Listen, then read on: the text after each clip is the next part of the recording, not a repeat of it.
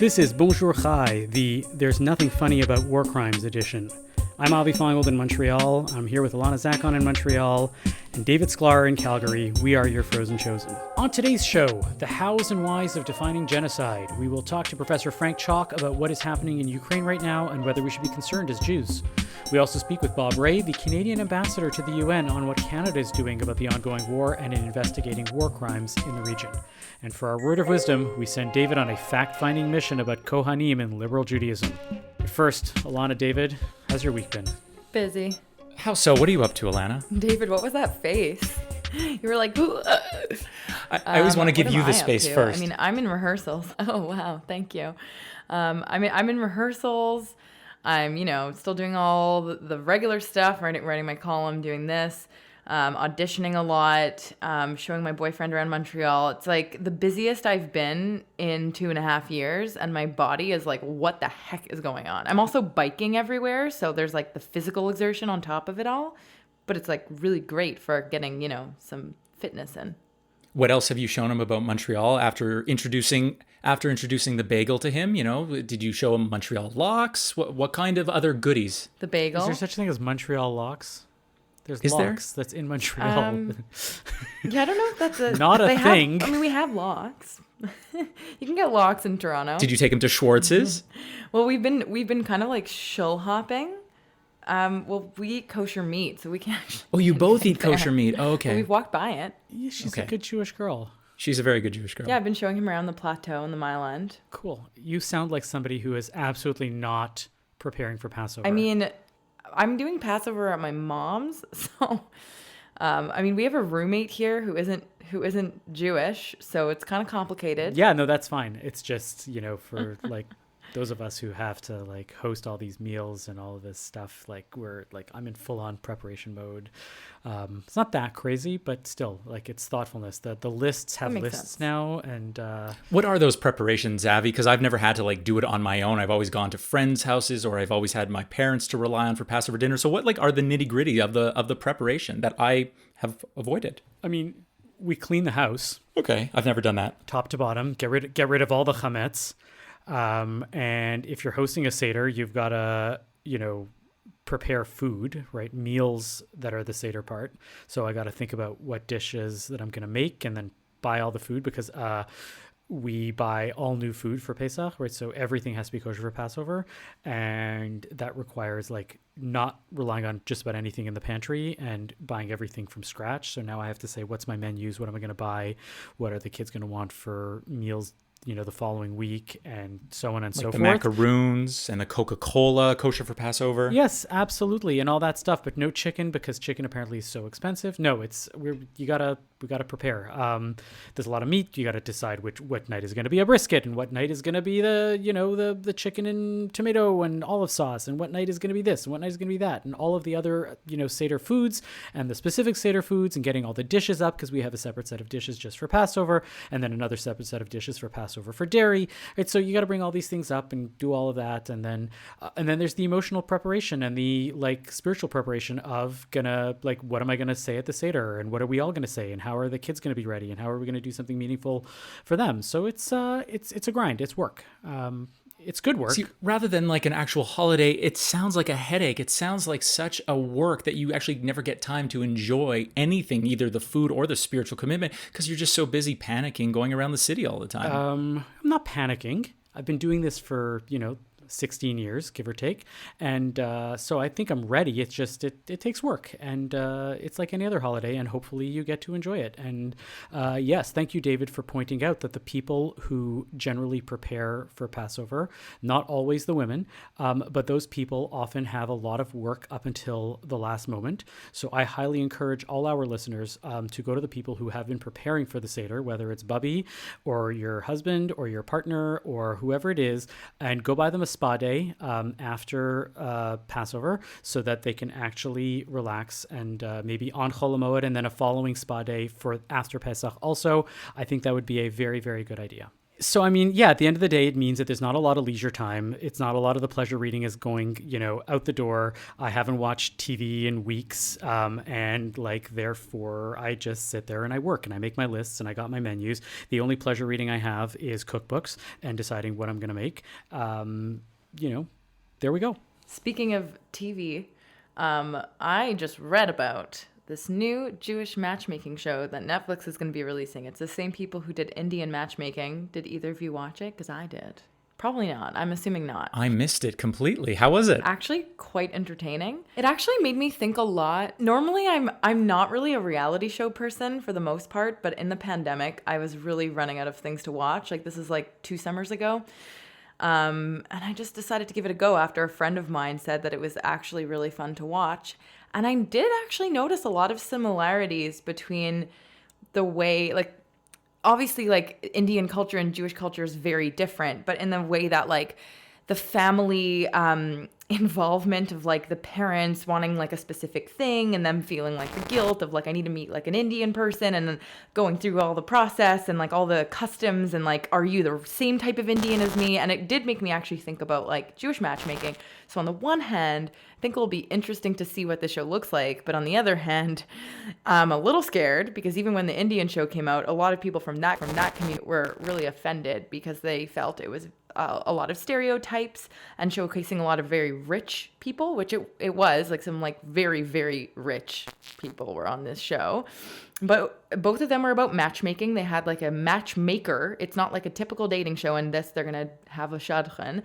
So what are your thoughts on this? Is this bad for the Jews? Is this good for the Jews? I mean, I think in general, this is going to be very exciting, and whether people think it's abhorrent or whether they think it's wrong, everyone's still going to tune in to watch whether how good or how bad it really is. I mean, I miss the good old days, the good old days when dating, meant just going on to Tinder or Grindr or J-Swipe. Remember those good old days where you could just meet someone old fashioned on an app itself?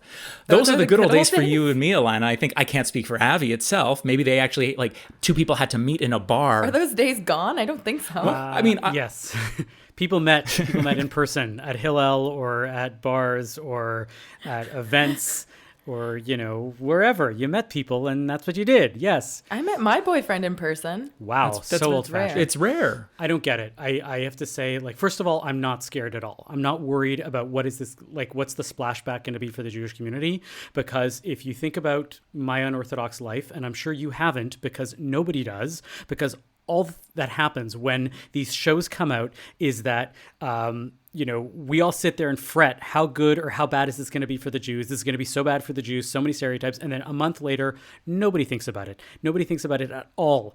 It just becomes something that an academic will write, something about and says, yes, remember that in 2021, there was a TV show called My Unorthodox Life, and it showed this person and she was kind of Orthodox, but she wasn't. And the kids were, and she ex-Orthodox. Nobody cares anymore. It's not even on people's radar how good or bad the Jews are portrayed in that show. I have not seen Indian matchmaking. I probably will not see, what is it called, Jewish matchmaking, or is it called like Yenta something or other? So. Anyways, I'm not going to watch it. And frankly, I mean, maybe I will watch an episode just out of like sheer curiosity. But I think the 3 of us should sit down one night, Avi, and watch it together. Maybe that would be hilarious. Let's do that. Live stream, our reactions. But like at the end of the day, good or bad for the Jews, I don't care. I think it's just yet another Jewification of an existing premise. I'd like to see, if we're going to do this, why did they take like Indian matchmaking to Jewish matchmaking? I think that like we should take the absolute #1 hit show on Netflix right now called, what is it? Is It Cake? And we should do a Jewish version of it and call it like, Is It Chametz? Right? And like, you make these confections of like food and it looks like a cake. And then you have to ask like, is it chametz? And no, it's made with potato starch. Haha, fooled you. And the kicker is that nobody's ever going to get fooled because you don't get fooled from that sounds really niche Passover bread and Passover cakes and stuff like that. But I think that would be a fun show. You just found the best way to segue from Jewish matchmaking all the way to like my new favorite Netflix show, which is It Cake itself. It is the most relaxing, enjoyable experience I'm having right now watching on TV. Show. You got to get in with it. Do you know the premise behind this? Have you heard about this? No. So they have, tell me if I'm right, David, because I haven't seen that either, but I've heard about it. They basically get these people to make cake that looks like other things. Like, is it a bag or is it an avocado? And it's basically not cake. It's basically fondant. And it's like sculptures made out of that. And the judges have to decide, is this piece the actual cake or is that the actual avocado? That's right. And whatever so that might be funny. or however it is. And then they just use this knife to cut through it. And then it's like, no, it's an avocado. Fooled ya. Right. And I think that like that would be funny for chametz, right? Like, bad food, not taste.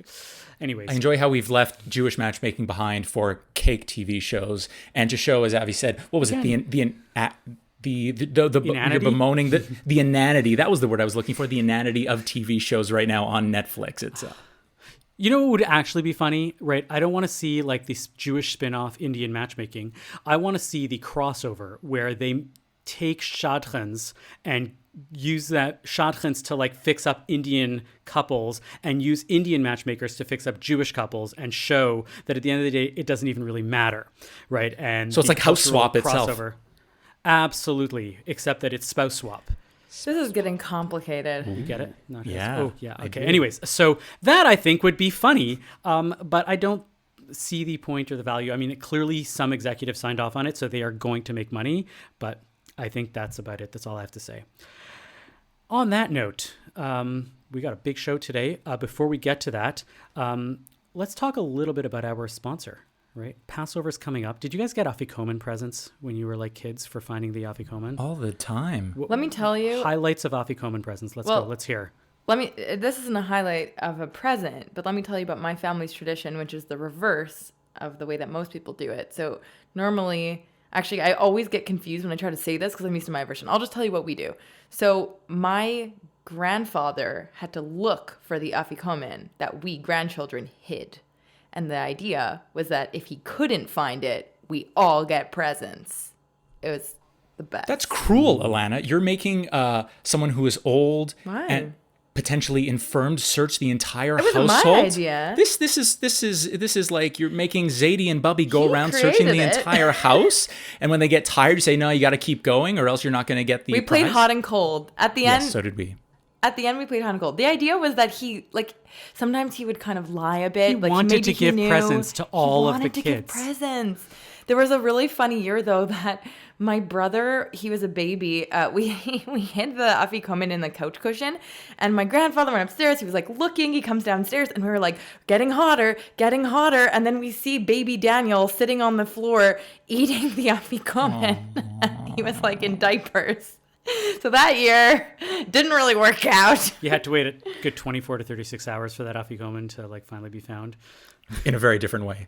Yeah, there you go. Anyways, let's go back to the original point. Afikoman presents. What were some of the highlights that you guys ever had? It was always like money. It was $5 or $10, and then probably with inflation as the 80s became the 90s, I'm sure it was $20 at some point too. Wow. Now with inflation, now with huge inflation, maybe this year when I sit down at the Seder table, it'll even be $100. I definitely got. I bet you Alana got a cow costume for her afikoman present. I did not. I definitely got physical presents. I don't remember them off the top of my head, to be honest. But I feel like because you asked this question, you have a really good anecdote. What was your best present that you've received? I don't. You don't? I mean, we got totally like you'd go to the toy store and you'd pick out something and that was it. Okay. Our kids, get the usual same sort of thing, and we try not to be extorted too much. But I'm just saying that maybe you should give yourself an afikoman present, and especially if you've been preparing for the Seder and koshering your house for Passover and cleaning your kitchen and all that, and you should go to Atelier Lou and buy yourself a beautiful afikoman present. Nice Right? segue. Buy yourself a watch, buy Smooth. yourself a pair of earrings, buy yourself a necklace. Eric Goldberg will totally find you the most perfect Passover related in some way or other theme, right? The Israelites left Egypt with all of the gold and silver of the Egyptians, right? So what better to reward yourself on this feast of the Exodus, right? With some gold or silver from Atelier Lou Bijouterie in Westmount, Quebec. I see what you did there. Yeah. Well played. Thank you. And if you want 10% off, you use code BON18 at atelierlou.com. So go check out Atelier Lou and enjoy your Passover.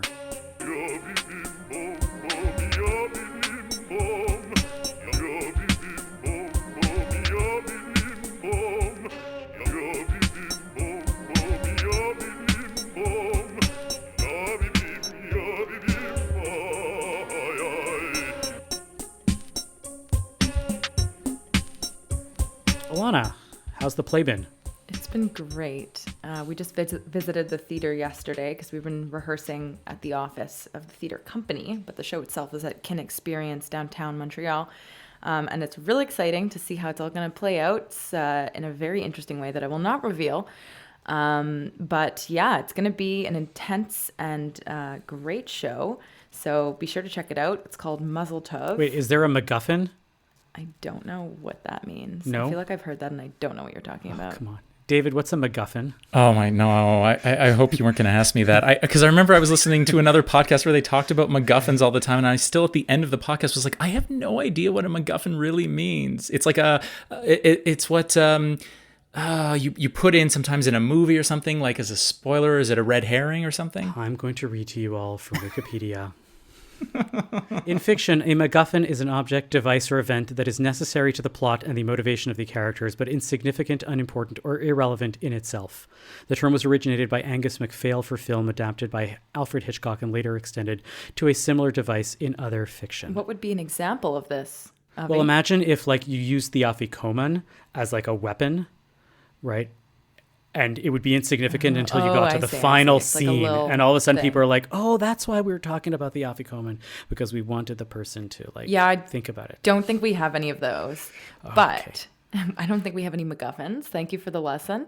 But the play is very Jewish, directed by Jewish performer-director Ellen David, and starring Howard Rosenstein and myself as the two other Jews. And then there's Kevin Black and one other performer, Jelani, and it's going to be great. And to remind everybody... But the play itself was written by a non-Jew. I'm curious where he got his inspiration from. That is a much longer conversation, but from the interview that I saw where he answered this question, he said that he likes a challenge and that he'd had some experience working with the Jewish community before. He's a French-Canadian. And did a lot of research, and honestly, he did a pretty good job. Listen, I think that I refuse to go to shows that are written by non-Jews but are designed for Jews. That doesn't fly by me. Have to be written by Jews, have to have all Jewish actors and all Jewish tech staff, because the lighting should feel Jewish. That's my rule for going to theater. What does Jewish lighting feel like, Avi? Is it like a searing, burning light, or is it very like everything flowy is and Hanukkah easy? candles or Shabbat candles. Oh. Right, and for a big spotlight, you use a Havdalah candle. I'm glad I've spent enough time with you to be able to detect the sarcasm, because there does come a time where my brain just doesn't compute sarcasm, but I know you well enough now. There we go. But no, the opposite is actually true. I'm excited to go see this play, and for those of you who heard last week and want to repeat, and we will keep telling people, we are offering... Bonjour Chai listeners, a $20 ticket instead of $30 on Tuesday, May 3rd. All you have to do is go to the link that we have in the show, or visit like Infinity Theater on the web, and enter in code Chai promo for a $20 ticket on Tuesday, May 3rd. We hope to all see you there to fet Ilana and her wonderful performance in Mazel Tov, so go check it out.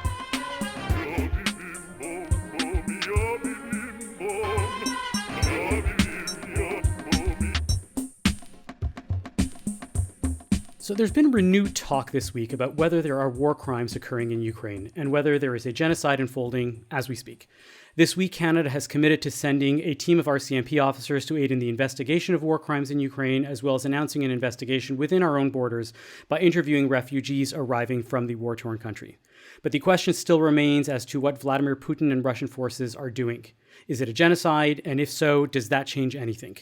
With us to unpack these questions is Frank Chalk. Professor Chalk teaches history and is a scholar of the Holocaust at Concordia University, where he co-founded the Montreal Institute for Genocide and Human Rights. Dr. Chalk, welcome to Bonjour Chai. Thank you, Avi. It's a pleasure to be here. We also teach the history of all the other, and I teach the history of all the other genocides, not just the Holocaust.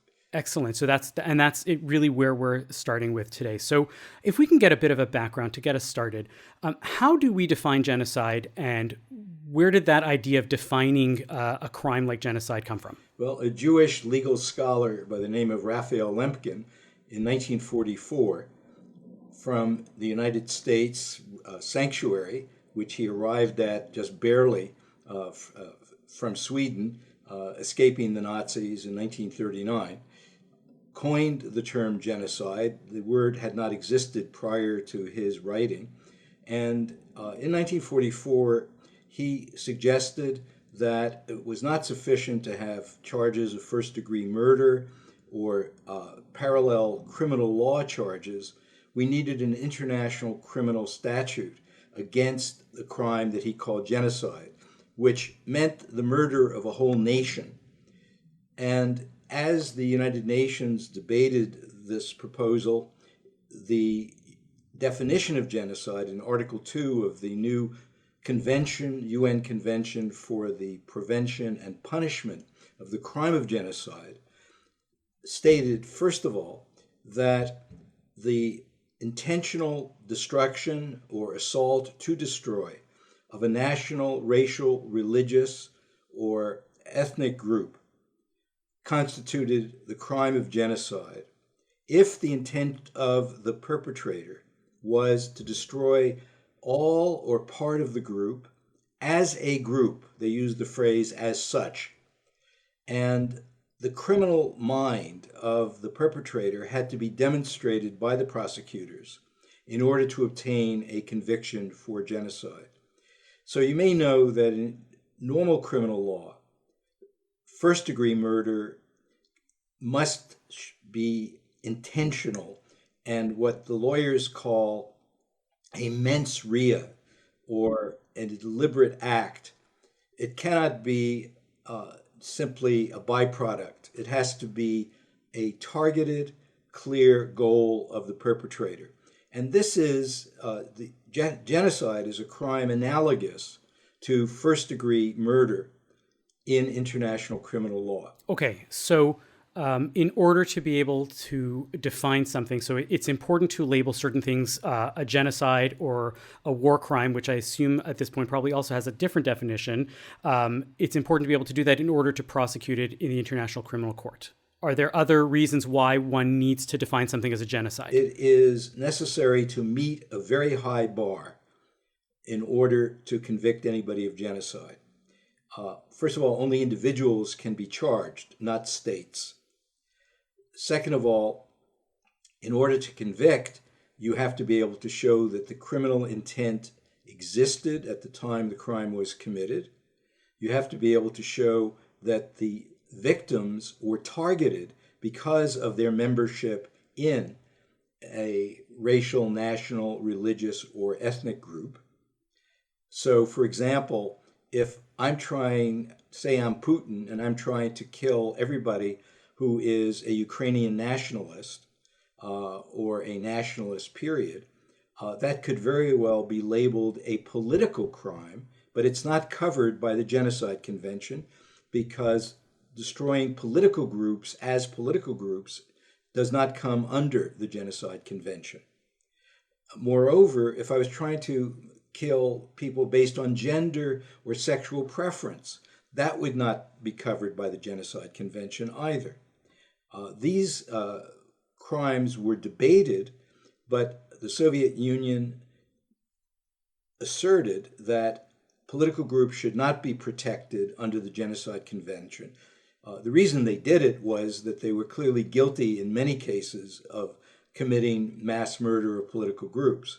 But they argued that their real reason was that political groups are amorphous, the boundaries around a political group are permeable, and therefore they only wanted to protect so-called permanent groups like racial, national, religious, or ethnic groups from which you cannot simply escape the perpetrator's definition or aim.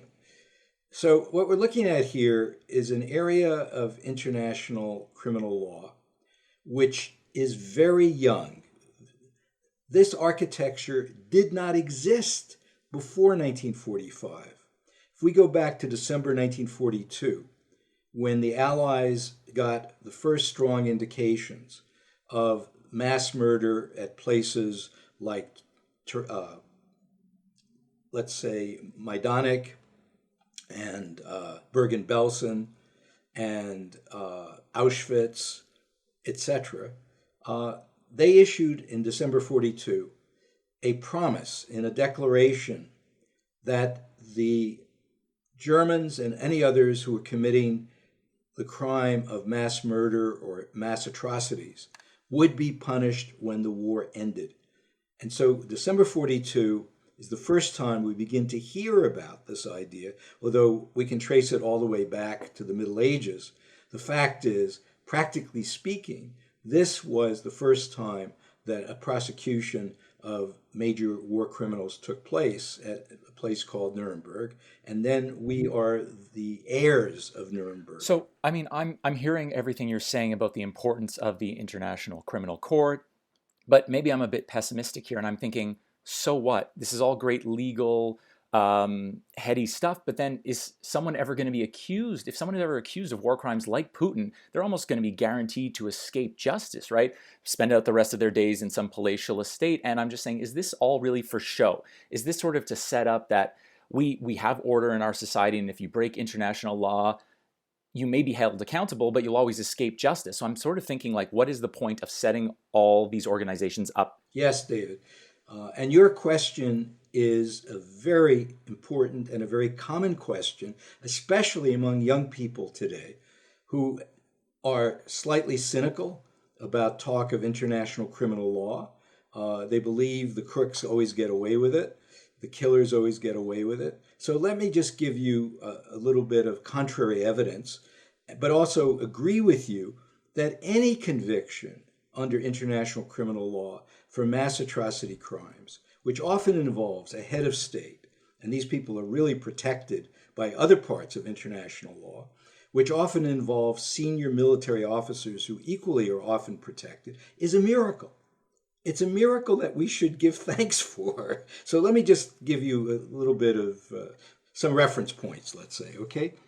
So after Nuremberg, Slobodan Milosevic, former head of the Srpska Republic and the government of, he worked with them, and he was head of the government of Serbia, a pretty important country in those days. In May 1999, he is convicted of a number of crimes, or indicted for a number of crimes. He dies in prison because of his heart condition. But in fact, he is one of the more senior people to ever be indicted, and he was clearly on the road to conviction. President Omar Bashir of Sudan, the first serving head of state to be indicted for genocide by the International Criminal Court in July 2010. 2 years later, in May 2012, Charles Taylor, the first head of state to be convicted of crimes against humanity, sentenced to 50 years in prison, which he is now serving. We have a record, so to speak. But most people don't put this together because everything happened incidentally and discreetly, and each case seems to have existed in a vacuum because our attention spans are not long enough, and because often the framing is very narrow. But if we pull the camera out and look at the broader optic, in fact, the precedents are there. I mean, we didn't speak about Pinochet, who barely escaped the Crown Prosecution Service and my friend Judge Garzón in Spain when he got off at the House of Lords for medical reasons. But if we're bringing, this to today right now, and we're talking about Russia itself, Russia has a veto. It can veto on the Security Council of the UN, right? So even if we bring this to the court itself, Russia will always just be able to say, no, we don't agree. End of story, right? Doesn't this sort of like... You're absolutely right, David. You're absolutely right. And that's the architecture of the United Nations Security Council, which says that the 5 permanent members who were the key allies in World War II and who drafted the United Nations Charter get a free pass. And I would add to that list nuclear powers. It's highly unlikely that any head of state of a country that has nuclear weapons is ever going to be indicted for these serious crimes. And the reason is reality. It's just as if you wanted to charge the Pope with war crimes. He doesn't. He's the only one I know who could get off without an atomic bomb. No, because I'm just thinking about what Zelensky has said recently. Like, UN, is it time to dismantle? Is it just time to shut it all down if you're so ineffectual with these war crimes, if genocide is allowed to commit? Okay, so let me utter a phrase that comes to any historian's mind when you say that. The League of Nations. When the UN formed in 45, 46, the League of Nations did dissolve itself, but it was a dead duck long before then. And the reason was it did nothing to stop Mussolini in Ethiopia.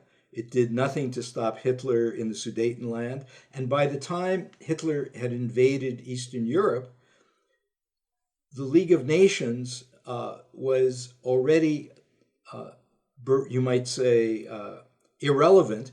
Germany had resigned from the League of Nations. I believe Mussolini had also resigned from the League of Nations, and Japan may have as well. The point is that the key perpetrators of the crime of aggression, which, by the way, now is also an international crime, had quit the League of Nations because there was talk about condemning them. And once they were out, they formed the Axis powers, etc. And the Axis powers were really an alliance of existing and future war criminals. Are there downsides? Meaning, is there a good reason sometimes to limit the use of the word genocide, to say that this is not a genocide and that is? Absolutely. So what are some examples of that? Well, first of all, if you use the word genocide, I would say promiscuously. That is to say, you just throw it against the wall every time something bad happens. It becomes totally meaningless. Mm-hmm. Right now, it still has shock value. And that's why a lot of people use it, because they get the attention of the media. And then the same question we're looking at today is the massive set of atrocities already committed by the Russians in Ukraine, genocide. That's why we're talking about it. Would we be talking about Ukraine if Zelensky hadn't said it was genocide? My guess is we might not have. And yet, the irony of all this is Ukraine had a real genocide before the convention existed in the famine of 1931 that Stalin created in order to terrorize the Ukrainians and to destroy a very significant number of Ukrainians.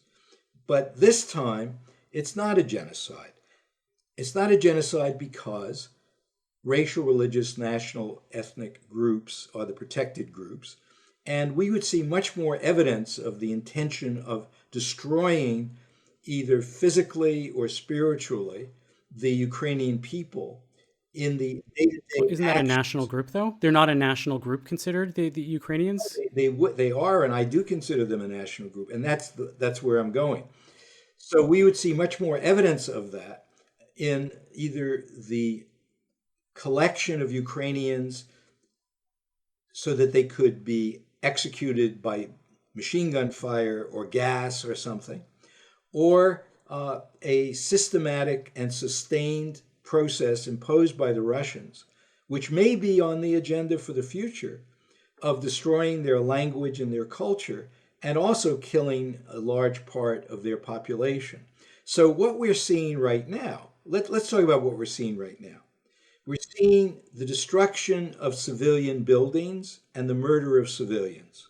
This is in areas that the Russians have occupied, but there were tens of thousands of Ukrainians in those villages and cities.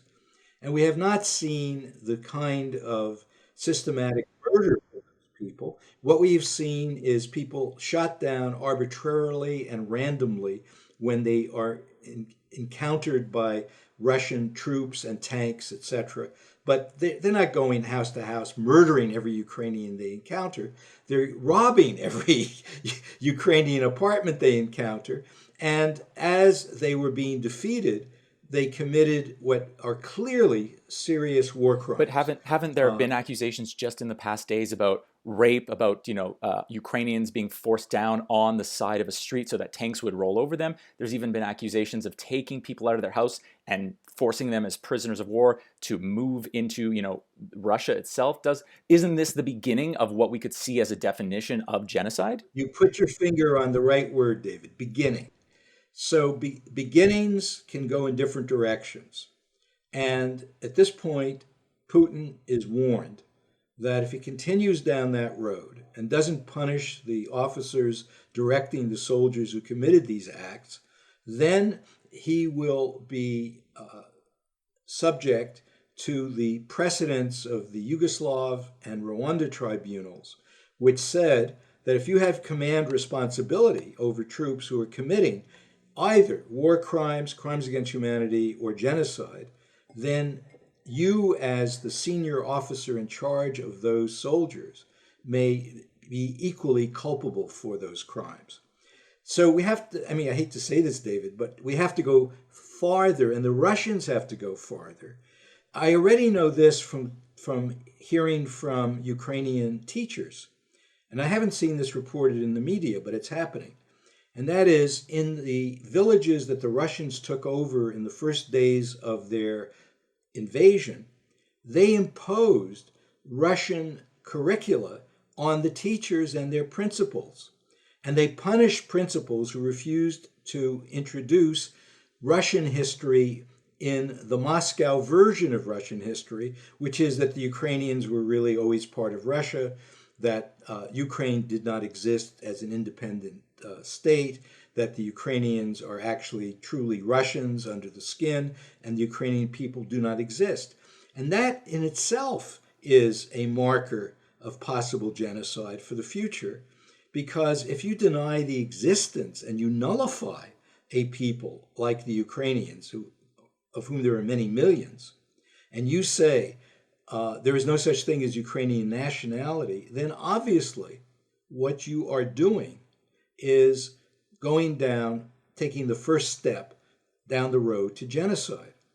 But it is not yet sustained and systematic, and it's still on the margins and actually in the heartland of crimes against humanity and serious war crimes. I want to go back, if I can, to the word that you used there a second ago, promiscuous, right? A little bit ago.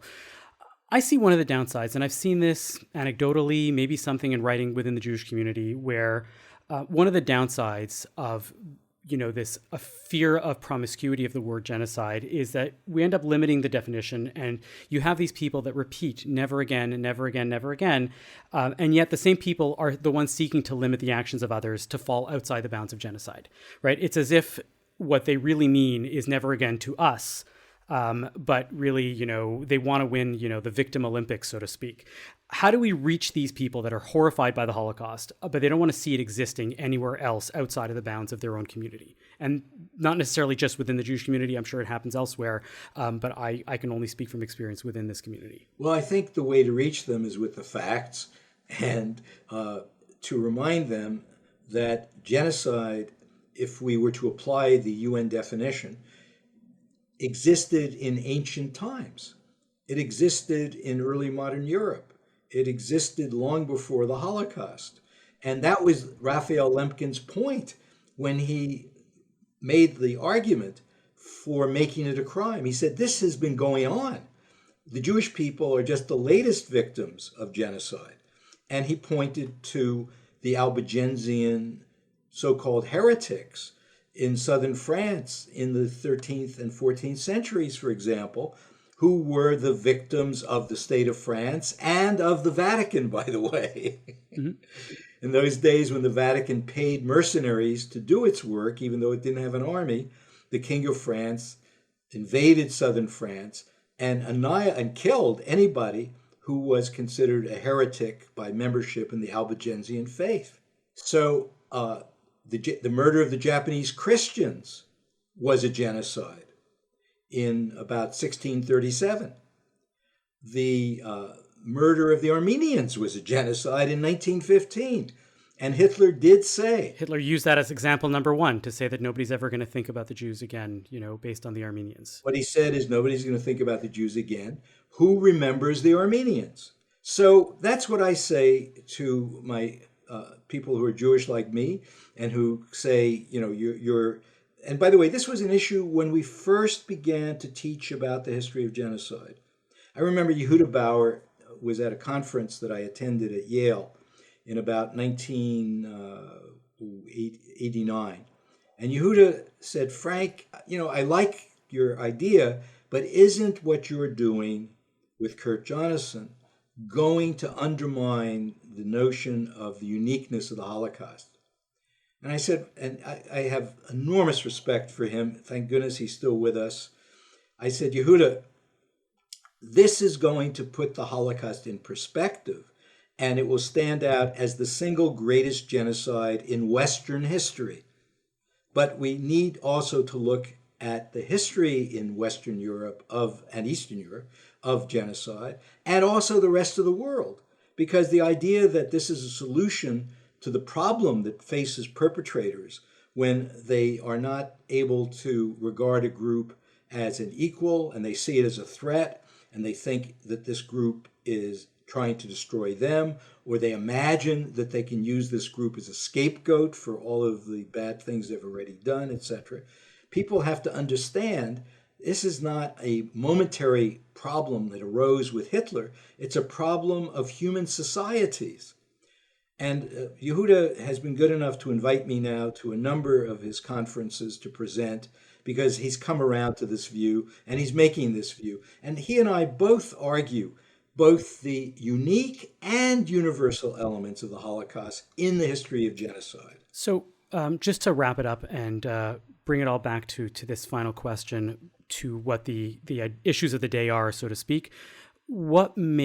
Is there something that is unique about what's happening in Ukraine? Are there markers of what we're looking at to be able to tell us, is this 1933 and it's going to escalate and we really do need to intervene? Or is this, and I don't mean this at all, I'm not being blasé, just another set of war crimes that are horrible and horrific that need investigation, but there is nothing, that is vastly different about this, right? What are we looking for in what's happening in Ukraine to know how this is different or not? So let me share my nightmares with you and your audience. The Soviets committed genocide against the Ukrainians in 1931. They did it again after World War II in 1946 when Khrushchev was in charge. And he was ordered by Stalin to collect all the wheat once more and send it to Moscow, even though he protested and got away with it with Stalin. He followed the order. So they've done it twice before this, using food as their weapon.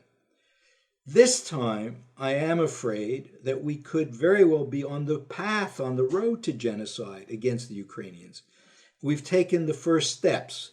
Putin's denial of the existence of Ukrainian nationality is one of those steps. His permission to soldiers of the Russian army to commit serious war crimes against them without any punishment is another step in that direction. The propaganda emanating from Moscow, in which Putin proclaims himself the savior of the great Russian people and seeks to restore the Russian Empire and its Soviet boundaries, is a further step in that direction. He is in the grips of ideologues who surround him with ideas that are genocidal. They've already defined who they want to kill, which classes, which groups among the Ukrainians have to be killed first. The intellectuals have to be killed first, together with the soldiers. And then they can go on and deal with the teachers and the poets and the songwriters and the dramatists, and basically assault Ukrainian culture and annihilate it. So all of this gives us signals, early warning signs of a genocide to come if Putin continues down this road. And that's why we have to try to stop him now, because retrospective actions are not preventive, they're punitive. And the convention is designed not only for the punishment of the crime of genocide, but its prevention. Now, the Russians will veto any Security Council resolution calling for the actions that I support. So we have to do it through the General Assembly, and we have to do it through the European Union and through NATO. But there are many things we can do. Excellent.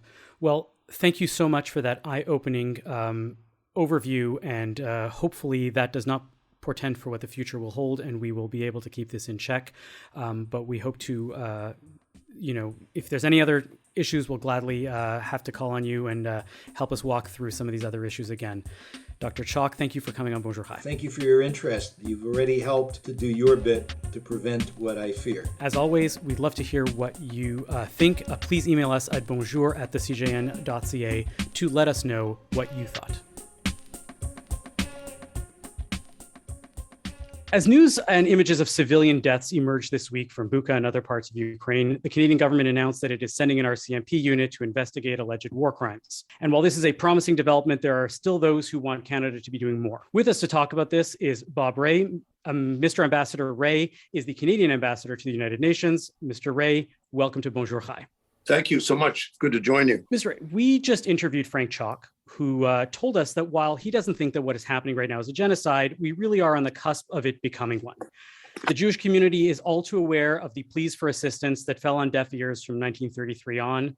What are you doing to make sure that this isn't repeated? Great question. I have to say, I think that is the question. I think that, when you think back in history, not only to the Holocaust and to the period after Hitler's victory in Germany, but if you look at what happened in Armenia in 1914, 1915, I think all of your listeners would benefit from reading Sam Power's wonderful book, The Problem from Hell, which is a really an excellent study of not only historical genocide, but also present day examples, terrible examples from Rwanda. I had the opportunity, unfortunately, to be in the camp at Cox's Bazar just a month after 1 million people were forced to leave Myanmar, with horrendous stories of what had happened to them, and no doubt in my mind at all that the issue of genocide was going to be front and center in terms of the judicial determination. So the first thing I think we're doing here in New York and everywhere is continuing to call out what is taking place, so that people understand that this is not just happening with nobody noticing or with people pretending that it isn't happening. I think the critical challenge that we face in this particular case has to do with this issue of Russia's nuclear capacity and what that poses as a risk or potential risk to a catastrophe becoming even more of a catastrophe, and more people dying as a result of people not thinking through consequentially what needs to be done. But having said that, I think we all have to recognize that anything that looks like a Russian victory or a Russian win over Ukraine would be horrendous, because what they're doing is basically denying the existence of a separate country. They're treating it like a colony. They're moving in with a sense that they can do this. They've got the power to do it. Nobody's going to stop them. And without the slightest repentance for what they're doing, and also without any sense of the proportionality of what they're doing compared to the situation that they're encountering. I mean, there's different categories, right? There's crimes against humanity, which are set out in the Rome Statute, which Canada is a signatory to. There's the issue of genocide, which is covered by the Genocide Convention, which Canada is also a party to. And then there are what are often loosely called war crimes, which has to do in particular with the crimes that are committed in combat. Sometimes people are surprised to hear, well, what's the difference? And you say, well, the crimes against humanity, as you think about what are the crimes that have been committed or are being committed against civilian populations, and think of forcible deportation, think of the attempts to destroy a people, think of all the examples we can. They're all enumerated in the Rome Statute. They're very, very clear. War crimes are something slightly different in that they really focus on, well, what happens in combat? You're not allowed to torture people. You're not allowed to kill people indiscriminately. You're not allowed to take prisoners and then shoot them. There are basic protocols that are supposed to be followed. They're listed and they're set out in both sets of Geneva Conventions, which have been passed and ratified by a number of countries over many, many, many years. And I think when we look at this situation in Ukraine, it really covers all of the gamut of these issues that people are now looking at and saying, well, what can we do to deal with this? And there's two questions. One is, how do we hold people to account, which essentially is a legal question. And the other one is, how do we stop it? And that, I think, is more of a political, diplomatic, and military question. But and so when we look at it from our point of view here, we're really trying to deal with both those issues. Now, if you're talking about how do we actually stop this, it's all very well good to criticize and condemn, but what Prime Minister Zelensky has talked about is, what good is the UN at this point if Russia still has a veto and on the council? If you can have everyone united in the world and Russia just says, too bad, tough luck, we're ignoring it, then what good is the UN? I'm going to be a heretic here and say the veto is not the issue. We can overcome the veto. The General Assembly could overcome the veto quite easily. We overcame the veto during the Korean War. The Russian veto did not stop the United Nations from agreeing to go into Korea in order to stop an invasion. That we decided to do that, and so the veto is the impact of the veto is slightly exaggerated. Nor is it right to simply talk about the United Nations as if that was sort of an organizational thing where the Secretary General could say, okay, we're all going into, all our countries and all our members are going to go into Ukraine and we're going to do this. He doesn't have the power to do that. He wasn't given the power to do that. No nation state would give up that power to the Secretary General. So what do we have? We have the member states who have the right under Article 51 of the Charter to join in Ukraine's self-defense. We have the right to do that. And it has to be said that to this point, countries have agreed to supply Ukraine with weapons. We've agreed to support Ukraine economically and strategically. We've agreed to share a capacity to respond, but we have not agreed to send troops. And that has been a decision that Canada has made and other countries have made. And I go back to my point. Why is that? Well, the reason is because the fear is that if NATO countries decide that they're going to go and respond to the aggression, that there's a risk that the Russians would do something even more irrational. Now, do I think that this is something that should be taken off the table? We just say, no, that's never going to happen. Well, I don't think in all conscience we can do that. I think we have to recognize that every step of the way you're calculating risk of action and you're calculating the risk of inaction. And I think that's something we have to continue to calculate. I just want to bring it back to the idea of genocide. Avi and David had a conversation earlier with Frank Chalk, and he was saying, as Avi mentioned, that he felt it wasn't a genocide, but it was getting dangerously close to becoming one. So what's your take on this? And if you don't think that it's a genocide, what would it take for us to call it that as a country? I think we have to understand that these things happen in real time. There are elements to this which have a genocidal element, I think, that has to be understood. President Putin doesn't recognize a separate nation called Ukraine. He says it's a made-up country, not a real place. But when you start talking about something being not a real place, then in a way you're talking about people not being real people. Or when you refer to them, you refer to the entire Ukrainian national project as a Nazi project. That's another way of saying it's okay to kill Nazis. So we can do that. That's fine. So I would not be as categorical as Frank, who I admire tremendously, and I'm not arguing with him. I'm just saying, I think it's a continuum of things. The thing that all genocides have in common is that they start with hatred. They start with hate speech. They then move on to a diminution of the other and to a way of separating them out and describing them in particularly horrendous terms. And then slowly, and as you know, it's not a project which is about destroying a whole people. There's this illusion, I think, in much thinking or writing about the Holocaust, to think that the genocide and Holocaust, to think that it in order to be called a genocide, it has to mean that you want to destroy a people in whole. Well, no, it says actually the Genocide Convention says in whole or in part. So technically speaking, you could kill 5 people and you could call it a genocide because of the motivation, because of the intent, and because that's what you intended to do.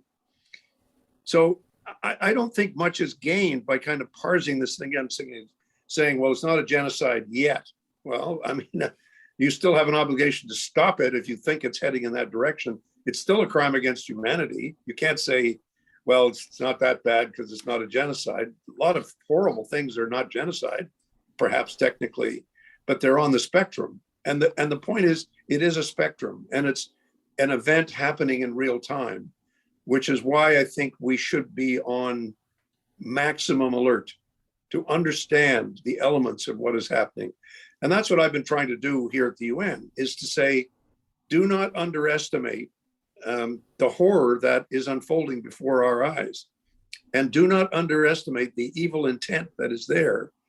And do not underestimate its consequences. Because I genuinely believe this, not because I enjoy running around saying these things, but because I think it is something that is happening and in real time. And our inability to stop it is tragic, frankly. And I do think we have to always look at ourselves in the mirror and say, what more can we do?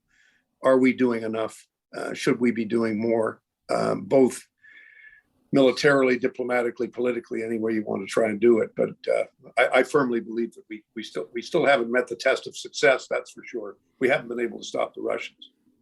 So, it's remarkable, first of all, to hear your voice on this, both here and on Twitter, as being this really forceful, like you said, this voice of a person knowing that this is a red alert. And yet, while it's somewhat understandable to recognize that the Canadian government is a little more reticent because of the finger on the proverbial red button that they are, that they're afraid of, how do we deal with this balance between the two, right? Because at the end of the day, right, we may want to recognize that this is it, but we, as you're saying, nobody really wants to go in there with guns blazing. How does a government actually, if, a government had, any a magic wand to go and do anything that they want, what actually could happen? And also, to a certain lesser extent, what do we as civilians do other than just be aware and alert and wear a red and yellow, ribbon and then move on?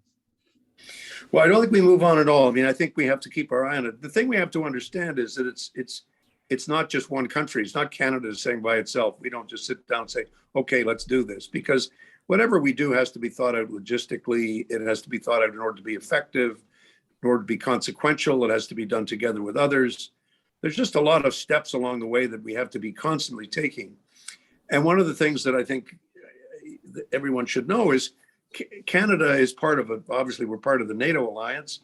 Part of what I do here in New York is to try to say it's not just because we're part of the NATO alliance that we need to be concerned. It's because we're part of the United Nations. And that's why I keep going back, and I've become a bit notorious for it. I just say, let's go back to the Charter. Look at what the Charter says. What is the Charter all about? We're part of the UN. And in the UN, it says any nation can defend itself, and any group of nations can decide that they are going to assist as long as they advise the UN. That's what we're doing. And to say that we are, I think, legally, I believe, technically, we are already a party to this conflict. Canada is a party to the conflict because we've been supplying one of the combatants with military capacity. We trained them for 7 or 8 years prior to the war breaking out. We've been providing them with weaponry. So has any number of other NATO countries been doing this, and there will be more to come. So the suggestion somehow that we're not party to this conflict is nonsense. Of course we're parties to the conflict. We're not neutral about what happens to Ukraine. We're not like the British and the French government were during the Spanish Civil War, where they just sort of said, no, we're not going to get involved. And of course, the Germans, the Italians. We also have the largest Ukrainian diaspora in the world. Yeah, exactly. Thank you for being a strident voice in the UN and on the global stage. And thank you for speaking with us on Bonjour Chai. Thanks so much. Good to talk to you. Take care.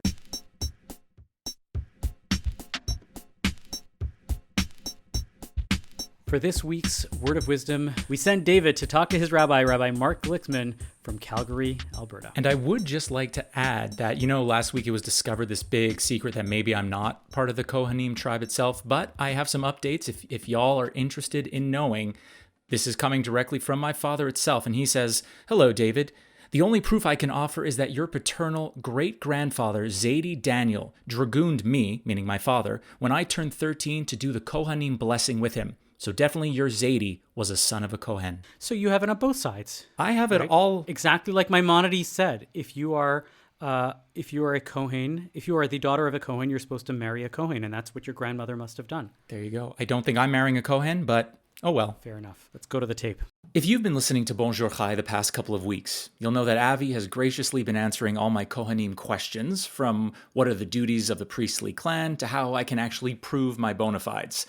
But being a Reformed Jew, I wanted to know if any of that makes any difference in my stream of Judaism. So to continue my investigation, I'm seeking out the answer with my rabbi, Rabbi Mark Glickman. Rabbi, welcome back. Thank you, David. It's great to be here with you. This is now your second time on the show. I'm honored. So I want to get right into it. What does Reformed Judaism have to say, if anything, about Kohanim? Well, it's interesting. When you contacted me yesterday to set this to set up a time for us to talk, I was thinking to myself, this is going to be a very brief conversation, because early on in Reform Judaism, we really did away with the whole Kohanim and then the Leviim and then the Israelite designations. It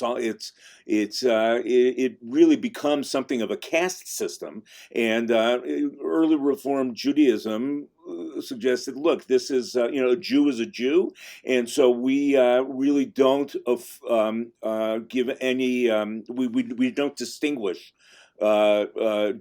members of our community in that way. So I know in some of the more halachically observant movements, the Kohanim will not attend funerals except for an immediate family member. They have special ritual functions. We really don't do any of that.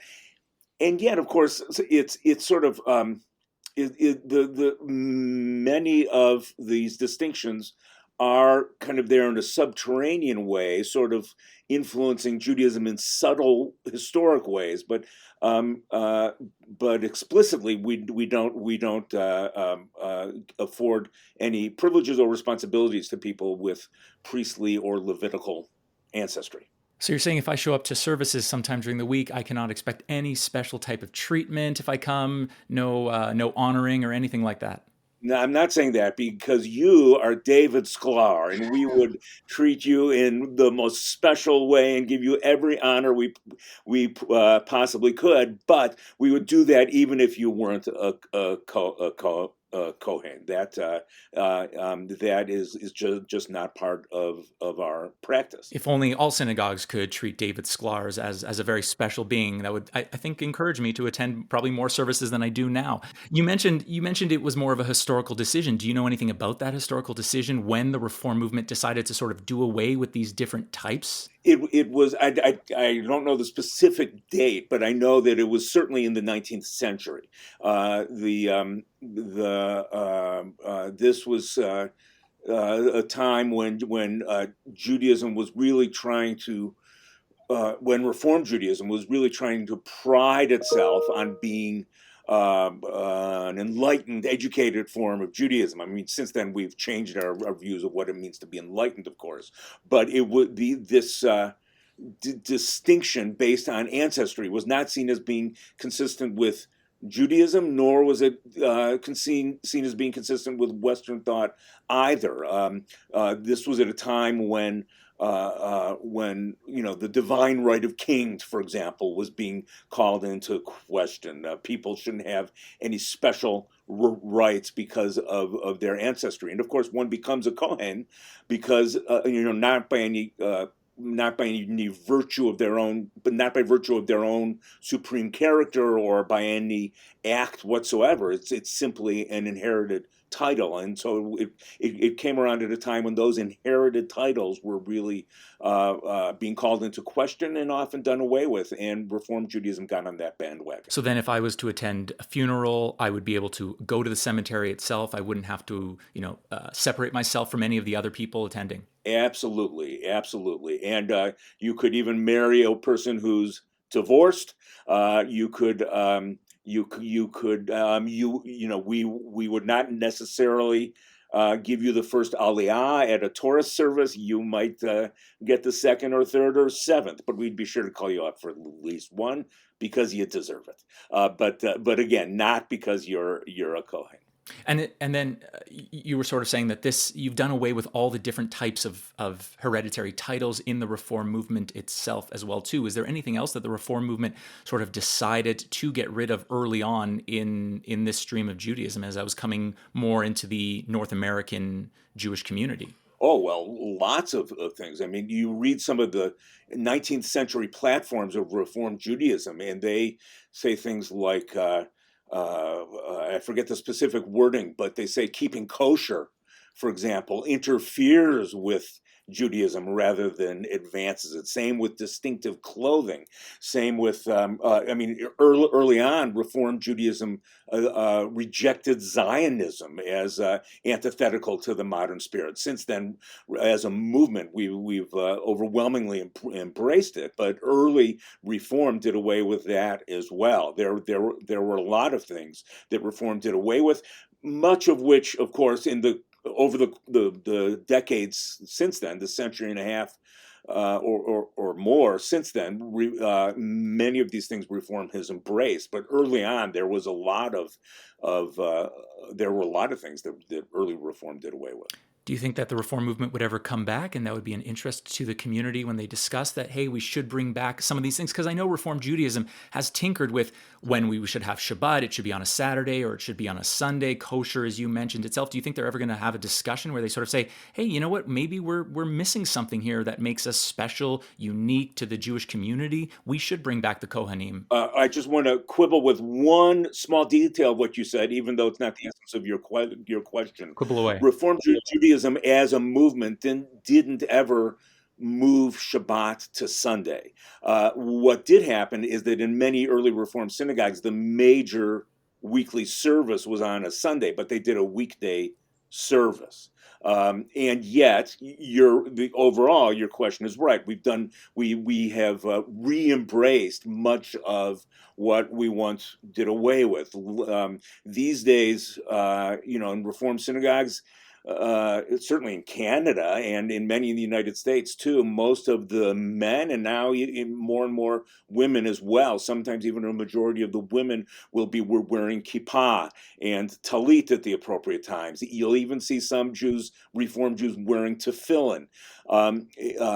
We are, as I said earlier, an overwhelmingly Zionist movement. Having said all of those things, each of those practices was brought back in a sort of in its own time, based on a variety of different reasons. I haven't heard anybody suggest that we should reestablish the system of Kohanim and Levites to distinguish some Jews from others. So, I mean, look, it could happen. I can't predict. And I've long ago, I've ceased trying to predict what's going to be happening in the future. But what I can say is that there is nothing like a kind of hue and cry for the re-embrace of these things, of these practices, like there once was. Now, having said that, I will give you an interesting example to the contrary. There is a life cycle event called Pidyon Haben. Pidyon Haben is the redemption of the firstborn. The Torah says that the firstborn needs to go and serve with the priests at the temple. And so in conservative and Orthodox Judaism and others as well, they will often have a ceremony when the firstborn son turns 30 days old, of redeeming that firstborn from temple service by giving an item of value, usually a small amount of money or something, to a Kohen, in order to make it so that this firstborn son doesn't have to serve in the temple. I never quite understood that because we don't really have a temple anymore. But that was that's the practice. Some people and I've never officiated at one of these ceremonies because we don't have those distinctions with the Kohanim as we've been discussing. However, many people in Reform have been suggesting that we should, in a more egalitarian and non-hierarchical way, redeem this service of the redemption of the firstborn in the following way. Anybody who's ever had a kid knows that, you come home from the hospital with this 8-pound bundle of joy, and you are totally overwhelmed as new parents by the responsibilities entailed in taking care of this thing. You saying to yourself, "Oh my goodness, I'm never ever going to get a full night's sleep again, and we won't ever be able to go out to grown-up movies again, and my life will never be quiet and relaxed again. And oh my goodness, I don't know that I could do this." And maybe what we need for new parents of children, either boys or girls, is a ceremony in which we say, you know what? They told me this parenting thing was hard. We said we believed them, but now we really and fully know what they meant. And despite all the difficulty, despite the exhaustion involved in being a parent, God, we really want to keep this kid, and we really want to continue being parents. We're in this for good. So that is a ceremony that started with and traditionally involves a Kohen being a very key part of the ceremony. And we're talking about maintaining that ceremony, but in a way that doesn't really involve the Kohanim. So that's why I say it still kind of undergirds a lot of what Reform Judaism does, even though we've rejected those traditional roles. So who knows? Maybe in the future, I will be blessed for the first Aliyah as an official Kohanim at B'nai Tikva. You know what? I'm sure we could do far worse. Very. Rabbi Glickman, thank you so much for this chat. I really appreciate it. Thank you, David. It's always a joy to speak with you. Take care. Now's the time in our show where we talk about nachas, that thing that makes us feel good about being Jewish or newish in Canada or not today or this week. David, what's your nachas of the week? It's going to go to Liana Brody. I've been working for the past 2 weeks with her on a brand new script of hers. It's called Biological. So Liana is a master's student at the U of C, grew up Jewish in an adopted family. So her biological father was Jewish. She grew up with a adopted father who was Jewish as well. And it's a very personal project for her, this play. It's all about abandonment and adoption. And we're going to be doing 3 readings at the University of Calgary. So really just big congrats to Liana, Brody, and to everyone in the cast and crew. I actually saw that pop up just right before we started recording this because I have her on Facebook and I saw your name tagged. I was like, ooh, David's working. Yay. Oh, you know her? Vaguely. I mean, through the Vancouver theater community, we tried to meet up for many, many months and it just never worked out. And now she doesn't live there and I don't live there either. So we'll meet at some point, I'm sure. She seems to get around. She does, yes. Alana, what's your nachas? So on Monday, it was a very, very special and heartwarming event that I got to attend. My great-grandmother's first cousin, Jack, who also is Yankel Bornstein, turned 98 years old. He is the sole Holocaust survivor from my great-grandmother's side of the family. And his son, Avi, not Avi Feingold, Avi Bornstein, who lives in Israel now, made this whole presentation about Jack's life. And there were people who tuned in from all over the world, from the US, from Israel, from Canada. And his son actually went to his dad's hometown of Ostrovets in Poland to do this event. And he's been gathering all different pictures and interviews. And he got pictures of this is where Jack's dad's soda factory was. And this is what it looks like now. And this is a school that he would have gone to. And this is where the shul stood. And it was really, really amazing because when I first moved to Toronto, I stayed with Jack's children and Jack also in the house. And I got to hear all these stories firsthand. And then it was almost like I read the book and then I got to see the movie. These are real stories. And then I got to see the pictures of all the things that he had described to me. So it was really amazing. And he's honestly in great shape for his age. He goes on hour-long walks every day with his caretakers, and he's just such a funny and incredible person. So happy birthday to my cousin, Yankel Bornstein. Happy birthday from the Frozen Chosen. Happy birthday, Yankel.